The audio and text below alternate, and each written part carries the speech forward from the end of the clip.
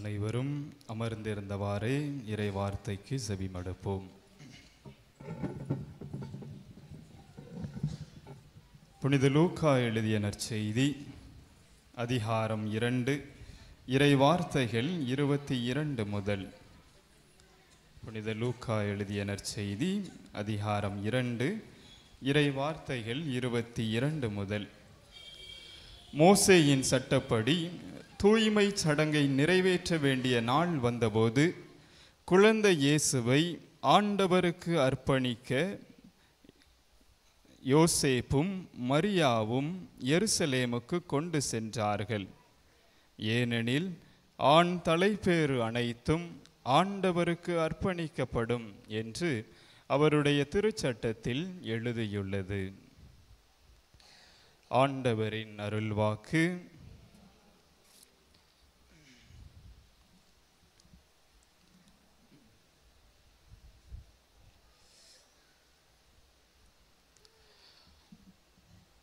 ஆண்டவர் இயேசுவில் பிரியமான அன்புள்ள சிலுவை பட்டி ஊர் மக்களே, ஊருக்குள்ளே நுழையும் போதே திருவிழாவோ களை கட்டிருச்சு போல் அப்படிங்கிற மாதிரி தான் இருந்தது. இங்கே அந்த குருசடியும் கெபியிலிருந்து இங்கே வர ஒரே தோரணம் தான், மின்னக்கூடிய விளக்குகள் தான், அலங்கார விளக்குகள் அநேகம். அந்தோணியார் திருவிழா மிகவும் களை கட்டி இருக்கின்றது சிலுவைப்பட்டியில் என்பது போல ஒரு மகிழ்ச்சி. பிரியமானவர்களே, எத்தனாவது நாள் திருவிழாவில் இருக்கோம்? இப்போ 8வது நாள். 8 நாட்கள் கொடியேற்றி 8 நாட்கள் ஆயிருச்சு. இந்த 8 நாட்களும் கடந்த 7 நாட்களாக மிகவும் அருமையான தலைப்புகளில் நம்முடைய புனிதரின் வாழ்க்கையை குறித்து நீங்கள் சிந்தித்திருப்பீர்கள், தியானித்திருப்பீர்கள். அருள் தந்தையர்களின் மறையுரைகளின் வழியாக நிறைய சிந்தனைகளை உங்களுடைய வாழ்வுக்கும் நம்முடைய பாதுகாவலரின் வாழ்விலிருந்து நீங்கள் நிச்சயமாக பெற்றிருப்பீர்கள் என்று நம்புகிறேன். 8ஆம் நாளாகிய இன்றும் ஒரு அருமையானதொரு தலைப்பில் நாம் சிந்திக்க அழைக்கப்பட்டுள்ளோம். தலைப்பு இளம் வயதிலேயே இறைவனுக்கு அர்ப்பணமானவர் புனித அந்தோணியார் என்றதொரு அருமையானதொரு சிந்தனை இன்று நமக்கு கொடுக்கப்பட்டுள்ளது. இளம் வயதிலே அப்படின்னா எத்தனை வயசு சொல்லலாம்? இளம் வயதிலே அப்படின்னா பொதுவாக நம்ம எத்தனை வயசு சொல்லுவோம்? எந்த வயசு இளம் வயது அப்படிம்போம்? ஒரு 18 வயதிற்கு மேல் உள்ளவர்களே இளம் வயதினர் அப்படின்பான். அப்படிதானே? எல்லாரும் சரிதானே? ஒரு 18 வயது அப்படிங்கன்னா இளம் வயது அப்படிங்கிற மாதிரி சொல்லுவோம். பெரும்பாலும் 14 கணக்கிடுபவர்களும் உண்டு. 14 வயதுக்கு மேலாக இளம் வயதினர் என்றும் கணக்கிடுவதுண்டு. இளம் வயதிலேயே கடவுளுக்கு அர்ப்பணமானவர், இறைவனுக்கு தன்னுடைய வாழ்வை அர்ப்பணித்தவர் நம்முடைய பாதுகாவலர் என்று சிந்தனை கொடுக்கப்பட்டுள்ளது. நான் அவருடைய வாழ்க்கையை குறித்த வரலாற்றினை வாசித்த பின்பு எனக்கு என்னவோ அதில் சற்று முரண்பாடு தெரிவதாக இருந்தது. அவருடைய வாழ்க்கை குறிப்பை வாசித்த பொழுது, புனித அந்தோணியாருடைய வாழ்க்கை குறிப்பினை வாசித்த பொழுது, இளம் வயதில் அல்ல, மாறாக பிறந்த குழந்தையாக, பச்சிளம் குழந்தையாக இருக்கும் பொழுதே இறைவனுக்கு அர்ப்பணமானவர் நம்முடைய புனிதர். பச்சிளம் குழந்தையாக இருக்கும் பொழுதே இறைவனுக்கு அர்ப்பணமானவர் நம்முடைய புனிதர். பச்சிளம் குழந்தை. அப்போ யார் அர்ப்பணிச்சிருப்பா? பெற்றோர்கள். புனிதரை யார் அர்ப்பணித்திருப்பார்கள்? பெற்றோர்கள். புனித அந்தோணியாருடைய பெற்றோர்கள் இளம் வயதில் அல்ல, மாறாக அவர் குழந்தையாக இருக்கும் பொழுதே கடவுளுக்கு அவரை அர்ப்பணம் செய்தவர்கள் போலதான் வளர்த்தார்கள். அவருடைய வாழ்க்கை குறிப்பில் வாசிக்கும் பொழுது புனித அந்தோணியாரை அவருடைய தாய், அவங்க அம்மா பேர் என்ன? அந்தோணியாருடைய அம்மா பேர் என்ன? அவங்க அப்பா பேர் மாற்றி அம்மா பேர் மேரி. ஓகே. அவருடைய தாயார் புனித அந்தோணியாருடைய தாய் அவரை சிறு குழந்தையாக இருக்கும் பொழுது, பச்சிலம் குழந்தையாக இருக்கும் பொழுது அவரை ஆலயத்திற்கு எடுத்து சென்று ஆலயத்தில் தரையில் அவரை வைத்து படுக்க வைத்து அன்னை கன்னிமரியாவை காண்பித்து இவரே உம் தாய் என்பது போல அவரை சீராட்டுவாராம். புனித அந்தோணியாருக்கு அன்னை கன்னிமரியாவின் திருச்சுருவத்தை காண்பித்து இவரே உம்முடைய தாய் என்று சொல்லி புனித அந்தோணியாருக்கு அவருடைய தாய் மரியாள், பேரை பாருங்க, மாதாவுடைய பேரும் அந்தோணியாருடைய அம்மா பேரும் ஒன்று போல, எவ்வளோ ஒரு வரப்பிரசாதம். தன்னுடைய குழந்தையை அந்த அன்னையின் ஆலயத்தில் கிடைத்து வைத்து இவரே உம் தாய் என்று அன்னை கன்னிமரியாவின் திருச்சுருவத்தை காட்டி புனிதரை வளர்த்தெடுத்தார். எனவே சில நாட்களில் அந்த தாய், புனித அந்தோணியாருடைய தாய், தன்னுடைய வீட்டிலே ஏதேனும் வேலைகளினால் மும்முரமாக ஈடுபட்டு கொண்டிருக்கும் பொழுது அந்த குழந்தை, அந்த பச்சிலம் குழந்தை கோயில் இருக்கும் திசையை காண்பித்து அழுது கொண்டே இருக்குமாம்.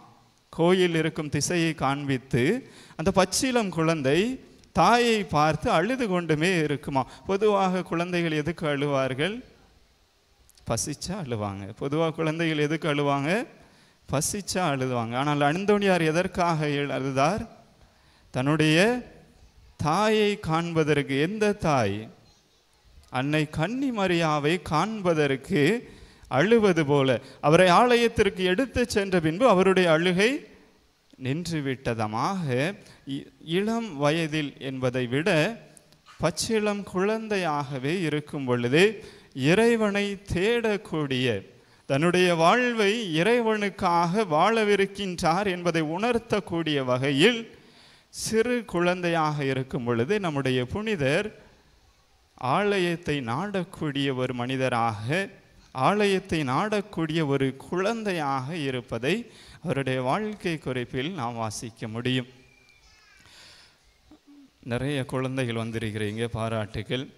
பள்ளிக்கூடம் இருந்தாலும் வீட்டு பாடங்களை எல்லாம் முடித்து விட்டு அல்லது இனிமேல் போய் செய்யலாம் அப்படின்னு நினச்சிக்கிட்டு கோயிலுக்கு போவோம் அப்படின்ட்டு ரொம்ப ஆர்வமாக வந்திருக்கிறீங்க, பாராட்டுகள். சரி, உங்களுடைய வாழ்க்கையில் யாராவது ஒரு 2 பேர் சொன்னால் போதுன்னு என்ன ஆக போகிறீங்க அப்படின்ட்டு சொல்லணும். நீங்கள் உங்களுடைய வாழ்க்கையில் சிரிக்காங்க, உங்களுடைய வாழ்க்கையில் நீ என்ன ஆக போகிற அப்படிங்கிறத மட்டும் சொல்லணும்னு சொல்லுங்கள் பார்ப்போம். யாராவது ஒரு 2 பேர் டக்குன்னு சொல்லு. குட். டாக்டர் யார்? கைதுங்க. யார் சொன்னது டாக்டர் ஆகணுன்ட்டு? சரி, வெரி குட். நீங்கள் கேட்கல? டாக்டர் ஆகணும். வெரி குட், பாராட்டுகள். உட்காருங்க. பசங்களில் யாராவது குட்டீஸ்? நாங்கள் சிலுவப்பட்டியிலேருந்து என்ன பண்ணுவீங்க சொல்லுங்க. சிரிக்கான எல்லாம் பதில் சொல்ல மாட்டேங்கான. சரி, பிரியமானவர்களே, இன்றைய உலகில், இன்று நாம் வாழக்கூடிய உலகில் நம்முடைய குழந்தைகளை எழுப்பி கேட்டால் என்ன சொல்லுவாங்க? இந்த மாதிரி ஏதாவது அவங்களுடைய அம்மா அப்பா சொன்னதை சொல்லுவாங்க. அப்படி தானே? நீ வளர்ந்து பெரிய ஆளானதுக்கப்புறம் ஒரு டாக்டர் ஆகணும் அவனே, நீ வளர்ந்து ஒரு பெரிய நல்ல கலெக்டர் ஆகணும் அவளை அப்படின்ட்டு தான் சொல்லி நம்முடைய குழந்தைகளை வளர்ப்பதுண்டு. அப்படி தானே? அதை விட பெரிய இதாக ஏதாவது சொல்லுவீங்க, அப்படி தான்? இல்லைன்னா கலெக்டர், டாக்டர், இன்ஜினியர், முந்தி கொஞ்ச காலமாக என்ஜினியர் அப்படின்ட்டு சொல்லிட்டு இருந்தாங்க. இப்படி ஏதாவது ஒரு தொழில் துறையோ அல்லது நல்லதொரு மதிப்புமிக்க நிலையையோ தங்களுடைய பிள்ளைகள் அடைய வேண்டும் என்று தங்களுடைய குழந்தைகளை நீ இப்படி ஆகணும் மகனே, இப்படி ஆகணும் மகளே என்று கூறி நாம் நம்முடைய பிள்ளைகளை வளர்க்கின்றோம். நன்று, நல்லது. அப்படி வளர்ப்பதில் ஒன்றும் தவறே இல்லை, தப்பு இல்லை. அன்னை, அவருடைய அந்தோணியாரின் அன்னை அவரை எப்படி சொல்லி வளர்த்திருப்பார்? எப்படி சொல்லி வளர்த்திருப்பார்? அவர் எத்தனை வயதில் குறுமடத்தில் சேர்ந்தார் அப்படின்ட்டு ஏதாவது? எத்தனை வயது இருக்கும் பொழுது? என்னம்மா? குறுமடத்தில் எத்தனை வயதில் சேர்ந்தார்? ஒரு 15 வயது இருக்கும் பொழுதே அவர் ஒரு சபையில், அகுஸ்தினார் துறவற சபையில் அவர் சேர்ந்தார். பின்னாட்களில் தான் அவர் பிரான்சிஸ்கன் துறவற சபையில் இணைந்தார். அதற்கு முன்பாக அவர் முதலில் அகுஸ்தினார் சபையில் தான் சேர்ந்தார். ஆக சிறு வயதிலிருந்து இறைவன் பணி ஆற்ற வேண்டும், தன்னுடைய கடவுளுக்கு பணி ஆற்ற வேண்டும் ஒரு ஆர்வத்தோடு புனித அந்தோணியார் வளர்த்தெடுக்கப்பட்டார்.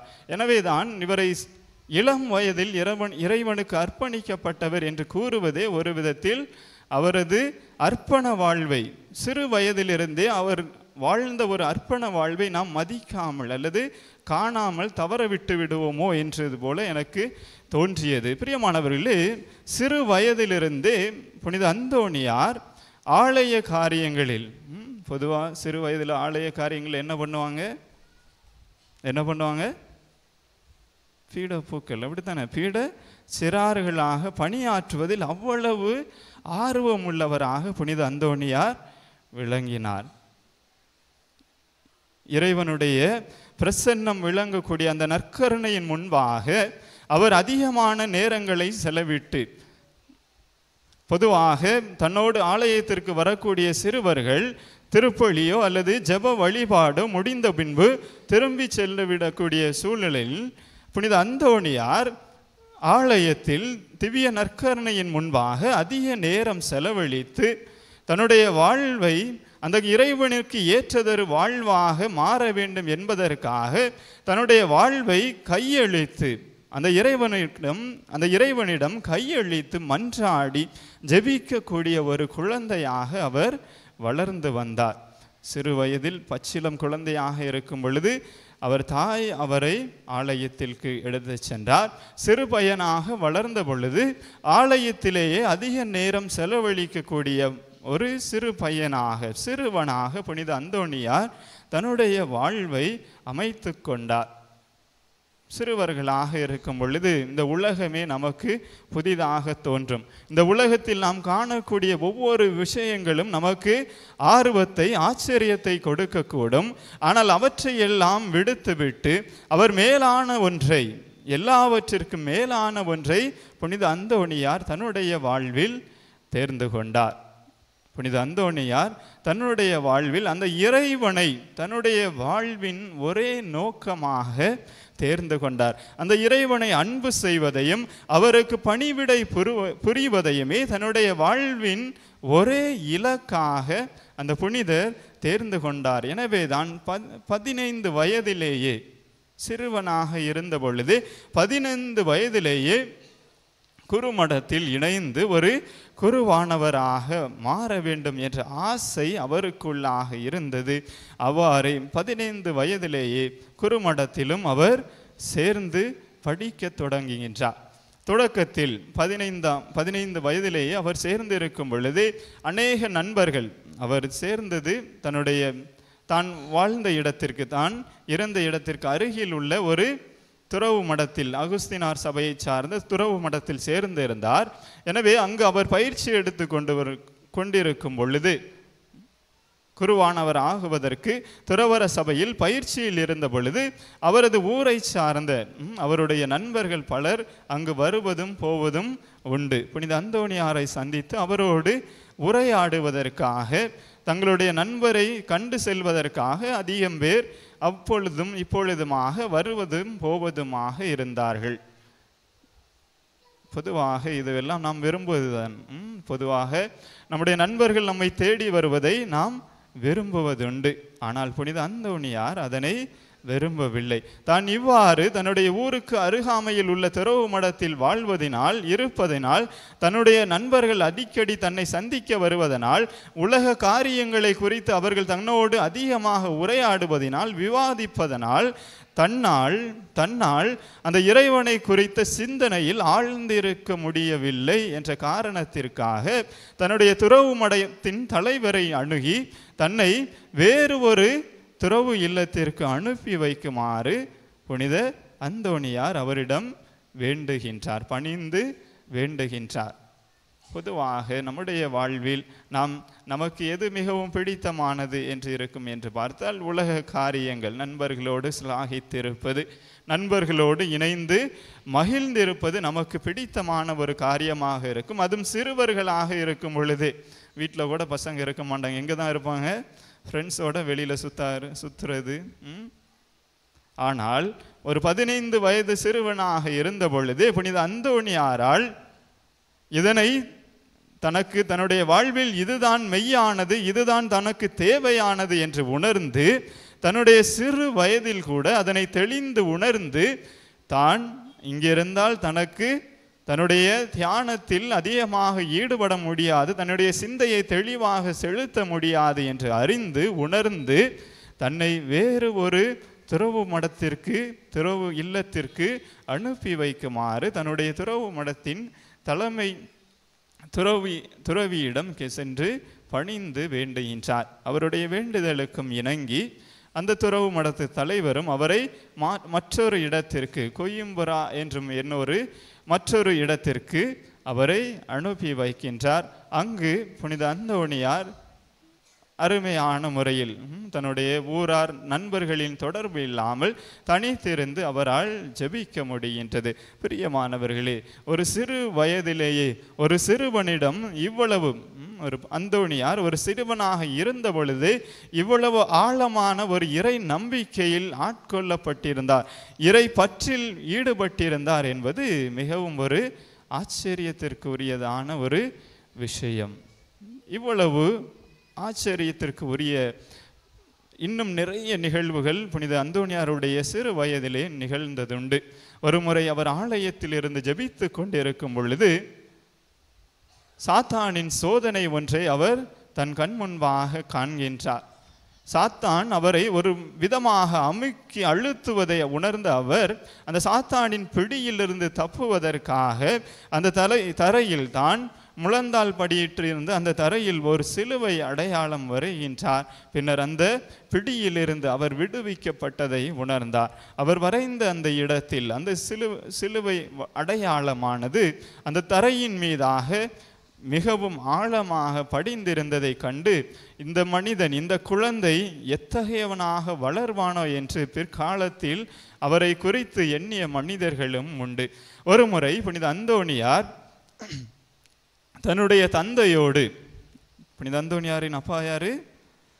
புனித அந்தோணியாரின் தந்தை மார்ட்டின் அவரோடு அவருடைய வயல்வெளிக்கு சென்று இருந்த பொழுது, வயல்வெளியில் அது கதிர்கள் நன்கு விளைந்திருந்த சமயத்தில் மார்ட்டின் தன்னுடைய ஒரு சிறிய காரியத்திற்காக ஊருக்குள் சென்று வரக்கூடிய ஒரு வேளை வந்த பொழுது தன்னுடைய மகனின் பொறுப்பில் அந்த வயல்வெளியை விட்டு செல்கின்றார். மகனே, இங்கே பார், நிறைய பறவைகள் வட்டமிட்டு கொண்டிருக்கின்றது. இந்த பறவைகள் மட்டும் அப்படியே வயல்வெளிக்கு வந்ததுன்னு நினச்சிக்கோயேன், இங்கே இருந்த கதிர்களை எல்லாம் கொத்தி தின்றுவிட்டு போய்விடும். எனவே நீ இங்கே இருந்து இந்த கதிர்களை இந்த பறவைகள் கொத்தி விடாமல் பார்த்துக்கொள், அவற்றை எப்படியாவது கதிர்களுக்கு அருகில் வரவிடாமல் பார்த்துக்கொள் என்று சொல்லிவிட்டு போய்விட்டாராம். சிறிது நேரம் கழித்து வரும் பொழுது அந்தோணியாரை வயல்வெளியில் காணவில்லை. பறவைகள் ஒன்றும் வயல்வெளியிலும் இருந்த மாதிரி இல்லை. மார்ட்டின் தன்னுடைய மகனிடம், அந்தோணியாரின் தந்தை அவரிடம் வந்து கேட்கும் பொழுது, நான் உன்னிடம் வயல்வெளியிலிருந்து பறவைகள் எதுவும் கொத்தி விடாமல் தின்று விடாமல் பார்த்து கொள்ள விட்டு சென்றேனே, நீ ஏன் அவற்றை குறித்து அக்கறை இல்லாமல் இங்கே வந்து நிற்கின்றாய் என்று அவரை கேட்டாராம். புனிதர் அந்தோணியார் வேறு எங்கும் சென்று விடவில்லை, அருகில் இருந்த ஆலயத்திற்கு சென்று ஜெபித்து கொண்டிருந்தாராம். அப்பொழுது அந்தோணியார் தன்னுடைய தந்தையிடம் அவர் தந்தையை அழைத்து சென்று அந்த வயல்வெளிக்கு அருகில் இருந்த அவர்களுடைய ஒரு சிறிய ஃபார்ம் ஹவுஸ், பண்ணை அருகில் இருந்த ஒரு சிறிய வீட்டிற்கு அழைத்து சென்றாராம். அழைத்து சென்று காண்பித்த பொழுது அவர் அந்த வயல்வெளியில் சுற்றி கொண்டிருந்த பறவைகள் எல்லாம் உள்ளே இருப்பதை கண்டாராம். அவருக்கு ஆச்சரியம். சிறு பையன் இவனிடம் பறவைகளிடமிருந்து வயல்வெளியை காத்துக்கொள் என்று சொல்லி விட்டு சென்ற பின் இவன் பறவைகள் எல்லாவற்றையும் வீட்டிற்குள் அடைத்து வைத்திருக்கின்றான, இது எப்படி என்று அவரிடம் கேட்ட பொழுது புனித அந்தோணியார் சொன்னாராம், நான் தான் ஆலயத்திற்கு செல்ல வேண்டுமே என்றதொரு ஆசையில், ஆலயத்திற்கு செல்ல வேண்டுமே என்ற ஆசையில் இந்த பறவைகளை எல்லாம் கடவுளின் தூதர்களின் பெயரால் அவர்களோட துணையோடு இந்த வீட்டிற்குள் கொண்டு வந்து அடைத்து வைத்துவிட்டு நான் ஆலயத்திற்கு சென்று விட்டேன் என்று கூறினாராம். பிரியமானவர்களே, எண்ணி பார்ப்பதற்கு மிகவும் பிரமிப்பாக ஒரு சிறு பையனாக இருந்த புனித அந்தோணியார் தன்னுடைய குழந்தை பருவத்திலிருந்து, சிறு பையனாக இருந்த காலத்திலிருந்து இப்படி மாபெரும் புதுமைகளை ஆற்றக்கூடிய ஒரு மகனாக இருப்பதை கண்டு அவருடைய தந்தை மெய் மறந்து மெய் சிலிர்த்து போனார் என்று கூறப்படுகின்றது. பிரியமானவர்களே, புனித அந்தோணியார் இளம் வயதில் அல்ல, குழந்தையாக, சிறுவனாக, எல்லா காலத்திலும் இறைவனுக்கு அர்ப்பணிக்கப்பட்ட, இறைவனுக்கு தன்னுடைய வாழ்வை அர்ப்பணித்து வாழ்ந்த ஒரு புனிதராக, மிகச் சிறந்த ஒரு மனிதராக இந்த பூமியில் வாழ்ந்து வந்தார். இந்த புனிதருடைய புதுமைகள் ஏராளமான புதுமைகளை அவருடைய வரலாற்றில் நாம் வாசிக்க முடியும். தன்னுடைய சிறு வயதிலிருந்து அவர் பல்வேறு புதுமைகளை புரியக்கூடிய வல்லமை பெற்றவராக இருந்தார். ஏனெனில் தன்னுடைய சிறு வயதிலிருந்தே தன்னுடைய வாழ்வை முழுவதுமாக அந்த இறைவனுக்கு ஒப்பு கொடுத்தவராக, அர்ப்பணம் செய்தவராக அவர் இருந்து வந்தார். தன்னுடைய வாழ்வின் ஒவ்வொரு நொடி பொழுதும் அந்த இறைவனையே முழுவதுமாக பற்றி கொண்டவராக, தன்னுடைய வாழ்வின் குறிக்கோள் அந்த இறைவனுடைய வார்த்தையை பிறருக்கு எடுத்து சொல்வதாகவும், அந்த இறைவனுக்கு கீழ்ப்படிந்தது ஒரு வாழ்வதுமாகவே அவருடைய வாழ்வு இருந்தது. இளம் வயதிலிருந்து அல்ல, பச்சிலம் குழந்தையாக இருந்த தருணத்திலிருந்தே அவர் தன்னுடைய வாழ்வை முழுவதுமாக இறைவனுக்கு அர்ப்பணித்த ஒரு வாழ்வாக அவர் வாழ்ந்து வந்தார். பிரியமானவர்களே, இன்றைய நாளில் புனிதருடைய இத்தகையதொரு பேற்றினை, மாண்பினை குறித்து சிந்தித்து கொண்டிருக்கக்கூடிய இந்த வேளையில் நம்முடைய வாழ்வை நாம் எவ்வாறு வாழ்ந்து கொண்டிருக்கின்றோம் என்று எண்ணி பார்ப்போம். நம்முடைய வாழ்வை நாம் எதனை இலக்காக கொண்டு வாழ்ந்து கொண்டிருக்கின்றோம் என்று எண்ணி பார்ப்போம். நம்முடைய வாழ்வின் இலக்காக, நம்முடைய வாழ்வின் நோக்கமாக எது இருந்து கொண்டிருக்கின்றது என்று சிந்தித்து பார்ப்போம். புனித அந்தோணியாரால் இத்தனை வல்லமை மிக்கவராக, இத்தனை மாண்பு மிக்க ஒரு புனிதராக வாழ முடிந்தது என்றால், அவர் தன்னுடைய வாழ்வை முழுவதுமாக இறைவனுக்கு கையளித்தவராக, தன்னுடைய வாழ்நாள் குறிக்கோளாக அந்த இறைவனுக்கு பணி செய்வதையே தன்னுடைய வாழ்வின் குறிக்கோளாக கொண்டு வாழ்ந்தார். எனவே தான் இன்று அவர் மாபெரும் புனிதராக அகில உலகமெங்கும், பொதுவாக ஒரு சில புனிதர்களை அந்தந்த பகுதியில் புனிதர் எங்கு பணி செய்தாரோ அங்கு கொண்டாடுவது உண்டு. ஆனால் புனித அந்தோணியார் அகில உலகமெங்கும் கொண்டாடப்படக்கூடிய ஒரு புனிதராக இருக்கின்றார் என்றால், அவர் தன்னுடைய வாழ்வை இறை ஊழியத்திற்காக, இறைவனின் திருவுள்ளத்தை நிறைவேற்றுவதற்காக அர்ப்பணித்து கையளித்து வாழ்ந்த ஒரே காரணத்தினால்தான் இன்று அவர் மாபெரும் புனிதராக நம் ஒவ்வொருவராலும் கொண்டாடப்பட்டு வருகின்றார். பிரியமானவர்களே, புனித அந்தோணியார் நமக்கு கற்றுத்தரக்கூடிய பாடம் என்னவென்றால், நம்முடைய வாழ்வு நாம் எத்தகைய துறைகளினாலும் தேர்ந்தெடுத்திருக்கின்றலாம். நம்முடைய வாழ்வில் நாம் எத்தகைய துறைகளையானாலும், நாம் ஒரு சிலர் நான் டாக்டர் ஆவேன், நான் என்ஜினியர் ஆவேன், நான் பெரிய கலெக்டர் ஆவேன் அப்படிங்கிற மாதிரி என்னென்ன துறைகள் வேண்டுமானாலும் நாம் தேர்ந்து கொள்ளலாம். ஆனால் அந்தந்த துறைகளில் நாம் பணியாற்றும் பொழுது அந்த கடவுளின் விருப்பத்திற்கு ஏற்றவாறு நாம் வாழ வேண்டும். அந்த கடவுளின் திருவுளத்தை நிறைவேற்றக்கூடிய ஒரு பிள்ளையாக நாம் என்றும் வாழ வேண்டும் என்பது புனித அந்தோணியார் விரும்பக்கூடிய ஒன்றாக இருக்கின்றது. பிரியமானவர்களே, நம்முடைய வாழ்வில் நாம் எல்லாரும், நம்முடைய பிள்ளைங்க எல்லாரும் ஃபாதர் ஆகணும், நம்முடைய பிள்ளைகள் எல்லாரும் சிஸ்டர் ஆகணும் அப்படின்னு இல்லை. நம்முடைய பிள்ளைகள் எந்தெந்த துறைகளை தேர்ந்தெடுக்கின்றார்களோ அந்தந்த துறைகளில் இறைவனுக்கு அர்ப்பணம் செய்யப்பட்ட பிள்ளைகளாக, இறைவனின் பிள்ளைகளாக, அந்த இறைவன் விரும்பக்கூடிய பண்புகளை, இறைவன் தரக்கூடிய அந்த விழுமியங்களை பின்பற்றி வாழக்கூடியவர்களாக நம்முடைய பிள்ளைகளை உருவாக்க வேண்டியது பெற்றோரின் மாபெரும் கடமை. இன்று மாபெரும் புனிதராக அந்தோணியார் விளங்குகின்றார் என்றால், அன்று அந்தோணியாரின் அன்னை அந்தோணியாரின் அன்னை சிறு வயதிலிருந்தே பச்சிளம் குழந்தையாக இருந்த பொழுதே அவரை ஆலயத்திற்கு சுமந்து சென்று ஆலயத்தில் அவரை கிடத்தி இதோ உம் தாய் என்று அவருக்கு சொல்லி கொடுத்து வளர்த்த அந்த ஒரு காரணத்தினால்தான் இன்று மாபெரும் புனிதராக புனித அந்தோணியார் நமக்கு கிடைத்திருக்கின்றார். பிரியமானவர்கள், எண்ணி பாருங்கள், அந்தோணியாரை மட்டும் அவங்க அம்மா ஆலயத்திற்கு கூப்பிட்டு போகாமல் வீட்டிலேயே தொட்டிலே படுக்க வச்சு சீராட்டி மட்டுமே வளர்த்திருந்தாங்கன்னா, புனித அந்தோணியார் பச்சிலம் குழந்தையாக இருக்கும் பொழுதே தன்னுடைய வாழ்வை கடவுளுக்கு அர்ப்பணித்தவராக மாறியிருப்பாரா? நிச்சயமாக கிடையாது.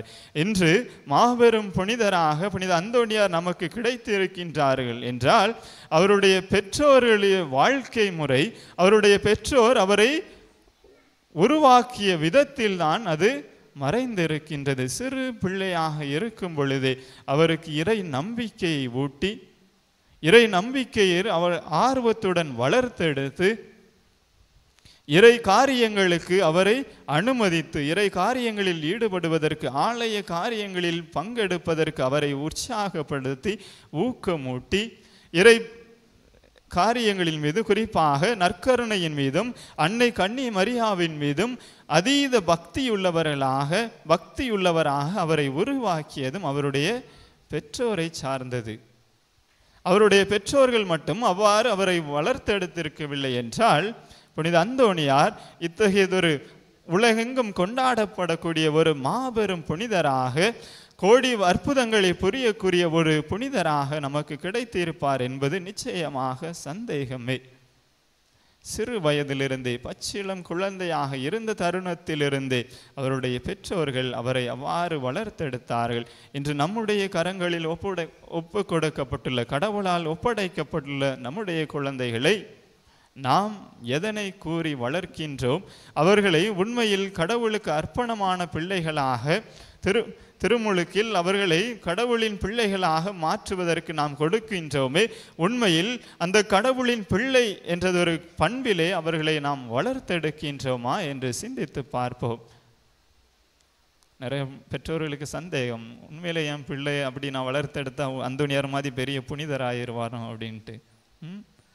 நிச்சயமாக நாம் நம்முடைய குழந்தைகளை அந்த இறைவனின் பாதத்தில் கிடத்தி, அந்த இறைவனின் பாதத்தில் அன்று அந்தோணியாரின் தாய் எவ்வாறு அவரை ஒப்படைத்து அன்னை கன்னி மரியாவை அவருடைய தாய் என்று காட்டி அவர் வளர்த்தெடுத்தாரோ, அதுபோல நம்முடைய குழந்தைகளையும் நாம் அந்த இறைவனுக்கு அர்ப்பணமாக்கி அன்னை கன்னி மரியாவை இவரே உம் தாய் என்று சொல்லி அந்த குழந்தைகளை இறை நம்பிக்கையிலும் நற்கருணை பக்தியிலும் அன்னை கன்னி மரியாவின் மீது ஆழ்ந்த பற்றும் உள்ள குழந்தைகளாக நாம் வளர்த்தெடுக்கும் பொழுது நிச்சயமாக புனித அந்தோணியாரில் விளங்கிய 10% நம்முடைய குழந்தைகளும் புனிதத்தை பின்பற்றி நல்லதொரு ஆசீர்வதிக்கப்பட்டதொரு எதிர்காலத்தை நிச்சயமாக அடைவார்கள். பிரியமானவர்களே, நாம் ஒவ்வொருவரும் நம்முடைய குழந்தைகளின் மீது மிகுந்த அக்கறை கொண்டவர்களாக இருக்கின்றோம்.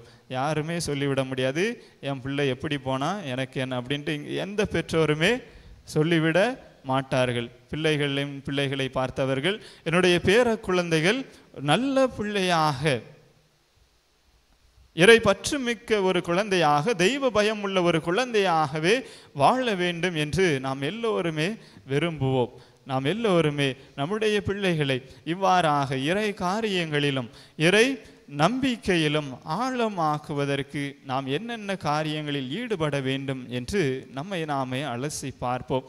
எப்படி புனித அந்தோணியாரின் தாய் அவரை ஆலயத்திற்கு அதிகமாக எடுத்து சென்று திவ்ய நற்கருணையின் முன்பாகவும் அன்னை கன்னி மரியாவும் முன்பாகவும் அடிக்கடி முழந்தாளிட்டு ஜெபித்தாரோ, அதுபோல நம்முடைய குழந்தைகளையும் நாம் ஆலயத்திற்கு அழைத்து வந்து அவர்களுக்கும் திவ்ய நற்கருணையின் மீது ஆழ்ந்த பக்தியும் அன்னை கன்னி மரியாளின் மீது ஆழ்ந்த விசுவாசமும் பற்றுறுதியும் உள்ளவர்களாக வளர்க்க வேண்டியது நம்முடைய கடமை.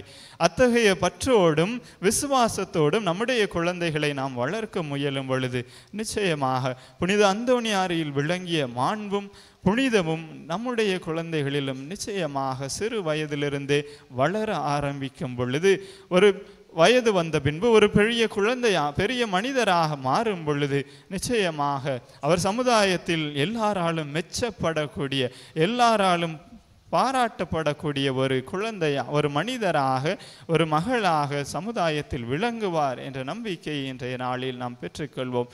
புனித அந்தோணியார் தன்னுடைய வாழ்வில் இறைவனுக்காக தன்னை அர்ப்பணித்தார். சிறு வயதிலிருந்தே தன்னை இறைவனின் திருவுள்ளப்படி வாழ்வதற்கென்று அர்ப்பணித்தவராக, அந்த நிறை நம்பிக்கையில் ஆழமாக வேரூன்றியவராக வாழ்ந்தார். நாமும் நம்முடைய குழந்தைகளை சிறு வயதிலிருந்தே அந்த இறைவனின் பண்புகள், இறைவன் விரும்பக்கூடிய குணநலன்கள் மிக்க குழந்தைகளாக உருவாக்க முயல வேண்டும். உண்மை பேசக்கூடியவர்களாக, பொய்மையை வெறுக்கக்கூடியவர்களாக, அன்பை நேசிக்கக்கூடியவர்களாக, அநீதியை வெறுக்கக்கூடியவர்களாக, களவு பொய் இவற்றையெல்லாம் வெறுக்கக்கூடியவர்களாக நாம் நம்முடைய குழந்தைகளை வளர்த்தெடுக்க முயல வேண்டும். அப்பொழுதுதான் நிச்சயமாக அவர்களுடைய வாழ்வானது புனித அந்தோணியாரின் வாழ்வை போன்று பிறருக்கு எடுத்துக்காட்டாக, முன்மாதிரியாக, பிறருக்கு ஆசீரை வழங்கக்கூடிய ஒரு வாழ்வாக நிச்சயமாக மாறும். பிரியமானவர்களே,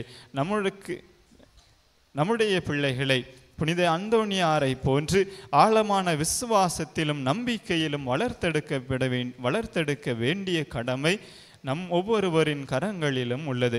பெற்றோர்கள், முதியவர்கள், பேர பிள்ளைகளை கண்ட உங்களுடைய கரங்களில்தான் அந்த பொறுப்பு ஒப்படைக்கப்பட்டிருக்கின்றது.